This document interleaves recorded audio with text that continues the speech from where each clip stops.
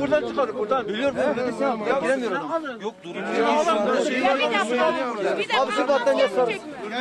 Ambulans gelin.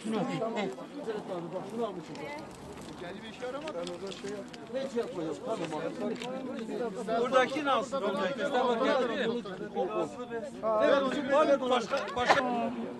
Ya de yeni ben adresi verdim buranın.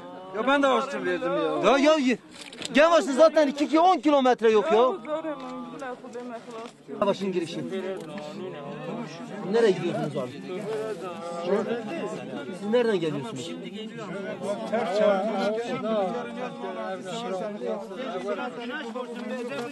Onu alalım. Dışarıya çıkaralım. Açıkta duruyor, açıkta duruyor. Ben sağ geldi. Hayır bunun kolunda sıkıntı. Abi bir yardım et olur mu ya? Ya geldin mi lan sen gel abi biz uzak. Biz uzun sedye isteyen bana da bunu alacağız. Uzun sedye gelsene, uzun sedye, uzun sedye. Uzun sedye iste, uzun sedye.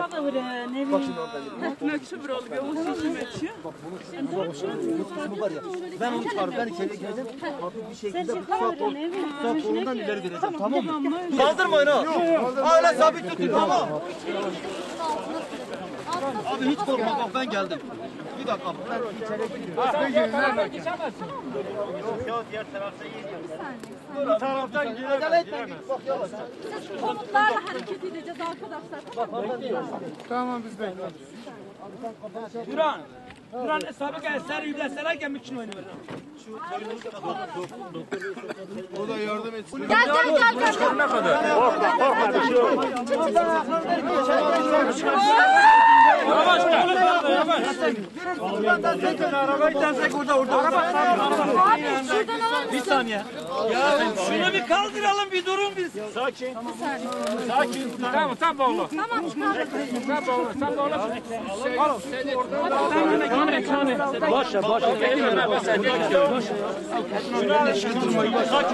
Sakin sen gel. Ben de yiyor herkes. Canım biraz acıyacak. Tamam, bu sıkışan budur zaten. Abi kendimize yardımcı olun. Tamam. Hadi Allah. O da sıkışık. Yukarı çıkın. Sen de çıkar, sen de çık. Şu sedye verin abi, şu sedye gelin. Yavaş. Yavaş. Tamam. Abi gelin tamam.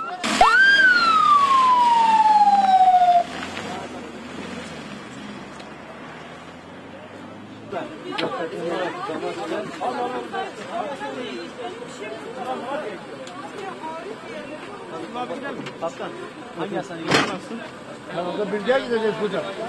Biz burada Bilge'ye mi gidiyoruz? Bilge.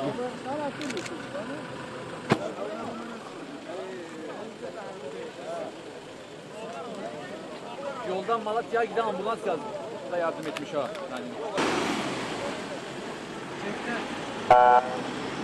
Yani.